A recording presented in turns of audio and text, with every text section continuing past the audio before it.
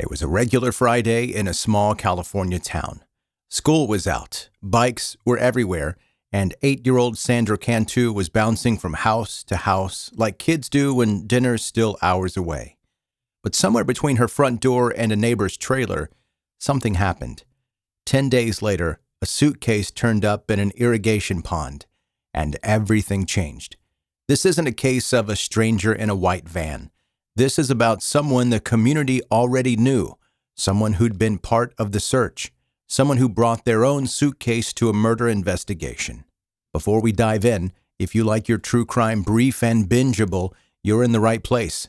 Hit follow now for at least 2 new episodes every week. This is 10-Minute Murder. Let's get into it.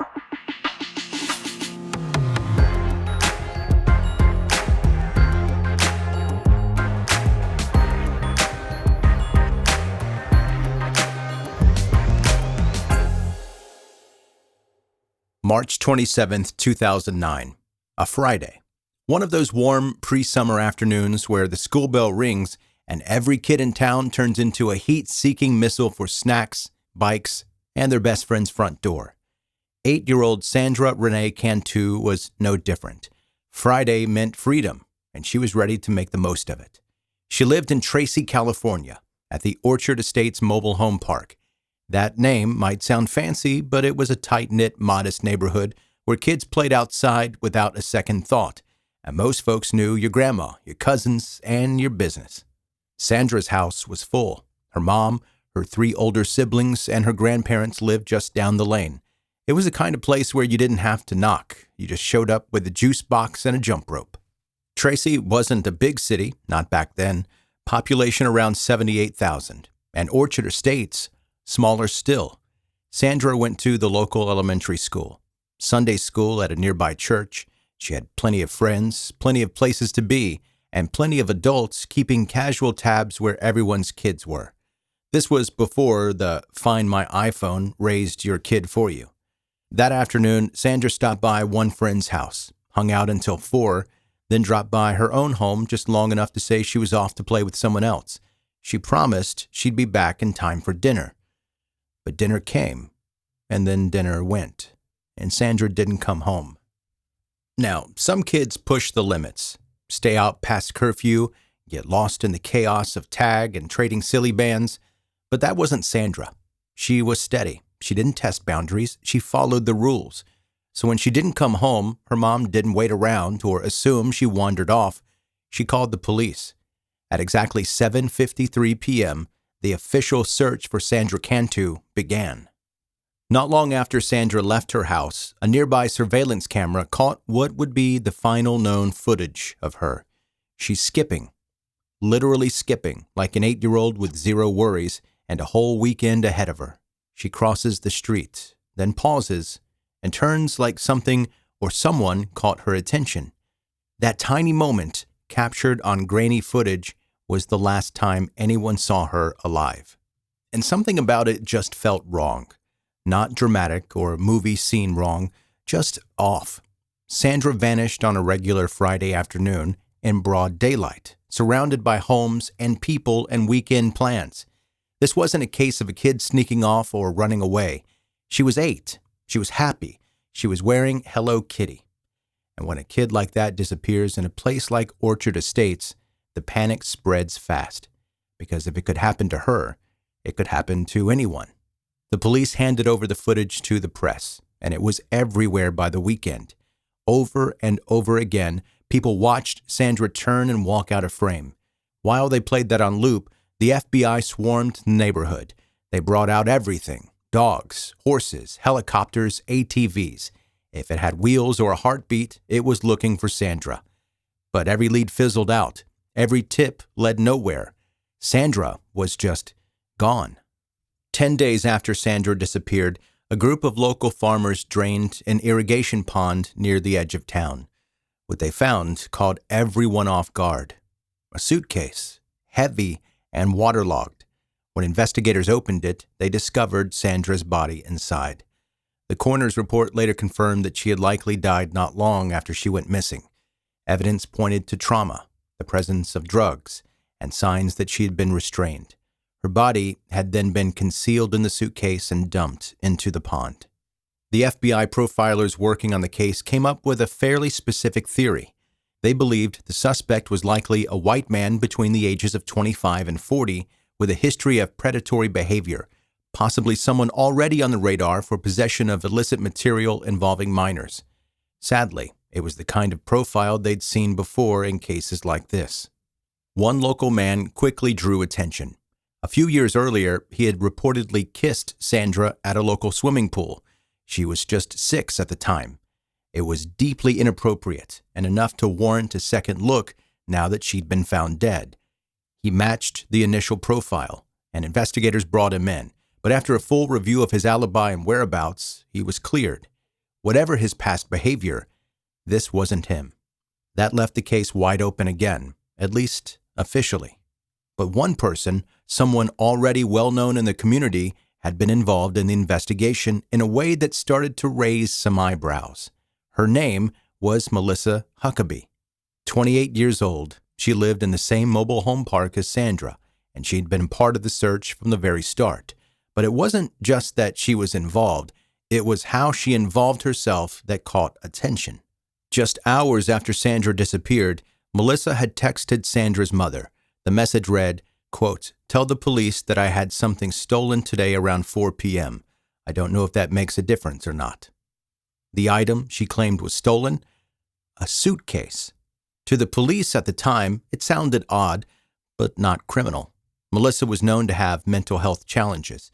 She'd been diagnosed with multiple disorders, and while that alone means nothing, her behavior was increasingly erratic. She also had a personal connection to Sandra. Their daughters were friends, and Melissa had once been Sandra's Sunday school teacher. At first, her comments were seen as a misguided attempt to help, but once that suitcase turned up in the pond, everything about her involvement suddenly looked very different. So when she started offering up details and theories, texting Sandra's mom about a stolen suitcase, and repeatedly inserting herself into the search effort, it felt, at first, like someone trying way too hard to be helpful, or maybe just someone desperate for attention in a tragic situation. That changed when Sandra was found. Because Melissa's missing suitcase, the one she couldn't stop talking about, it was the exact one Sandra had been in. Now, there were 3 things stacking up. Number 1, Melissa wouldn't leave the case alone. Number 2, she had a close relationship with Sandra. And number 3, Sandra's body had been found in something Melissa claimed was stolen. That many coincidences start to feel like a pattern. Then came the vigil. While the community was grieving and lighting candles for Sandra, Melissa approached the police with another revelation. She'd found a note. It read, with several misspellings, "Cantu locked in stolen suitcase. Thrown in water on Bachetti Road and Whitehall Road. Witness." Melissa was reportedly crying and hyperventilating as she handed it over, but investigators were no longer seeing her as an overly emotional bystander. They were asking a new question. Was Melissa a victim of this tragedy, or was she orchestrating it? The mention of a witness got their attention and led them to one. A retired Marine and his wife came forward with something investigators could not ignore. On the same day Sandra disappeared, the couple had been driving past that same irrigation pond and saw a woman walking away from the water. When they briefly stopped, the woman told them she had just needed to relieve herself. Later, after seeing her on TV, they realized that woman was Melissa Huckabee. They'd seen her between 5:30 and 6 p.m. that day. The timeline matters. Sandra was last seen on security footage at 3:54 p.m., heading toward Melissa's trailer. Minutes later, Melissa's SUV left the park in the opposite direction, and she called the property manager to report that her suitcase had been stolen. Roughly 90 minutes after that, Melissa's vehicle was spotted near her grandfather's church, where she volunteered as a Sunday school teacher. She returned to the church half an hour later. In that exact window of time, Melissa was seen by the pond, and that was enough for investigators to start zeroing in. When the police searched the church, they found a rolling pin that matched injuries discovered during Sandra's autopsy. The handle had been bent. Blood on the object was tested and confirmed to belong to Sandra Cantu. Melissa Huckabee was arrested and charged with Sandra's murder. In court, prosecutors argued that Sandra's murder wasn't a spontaneous act. They believed Melissa had done this for attention, an idea that sounded absurd until they outlined what came before. Just weeks prior, Melissa had reportedly given the same sedative to a 7-year-old girl. That child survived. Less than a month before Sandra's murder, Melissa also allegedly poisoned her ex-boyfriend. He survived too. The prosecution's theory was that these were practice runs. Sandra was the final act Melissa had been escalating toward. To avoid the death penalty, Melissa took a plea deal. She admitted guilt, first-degree murder. When she stood in court to speak to Sandra's family, Melissa said, "I still cannot understand why I did what I did. This is a question I will struggle with for the rest of my life." She asked for forgiveness, claimed that God had already forgiven her, said Sandra had not suffered. That last claim stood in brutal contrast to the medical evidence, and most people didn't buy it. Clearly not the judge, and definitely not the public.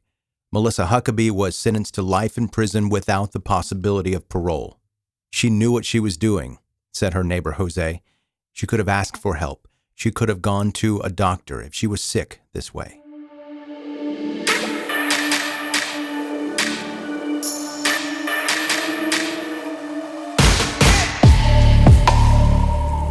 Thanks for listening to 10-Minute Murder, brief and bingeable true crime. I'm Joe, the host, and yeah, this one was pretty heavy. Sandra Cantu's story is one of those cases that sticks with you, not just because of what happened, but because of who it happened to. She was just 8, just being a kid, and someone she knew turned that trust into something unthinkable. I know these episodes aren't always easy to hear, but telling the truth, even when it's awful, matters. And so does remembering the people behind the headlines. Now, let's reset the emotional clock a bit. Go outside, touch some grass, or if you're me, you open the fridge 17 times, hoping the snack situation has magically improved. Hey, if you haven't already, hit subscribe so that you don't miss the next story or catch up on all the back ones, because I drop new episodes every single week, and there are hundreds, literally hundreds of them, that you can go back and listen to if you're new to the podcast. Follow along on social media, see what I'm working on next. And if you want to dig into older episodes, read the blog versions, head to 10minutemurder.com. All the good stuff lives there. Take care of yourselves. Tell someone where you're going, and I'll see you next time.